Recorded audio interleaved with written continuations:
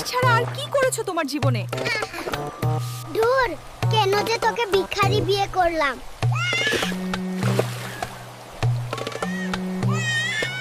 জান, আমি শ্বশুর বাড়ি গিয়ে ফিডার খাবো, তাই ফিডার মাথায় আর প্যাম্পারস এনেছি সুরক্ষার জন্য।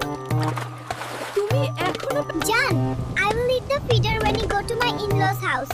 So I took the feeder on my and pampers for safe. কেন এইরকম করে ঠেলে ঠেলে জীবনটা কাটাতে হবে?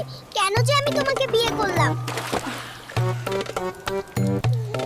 কে রে?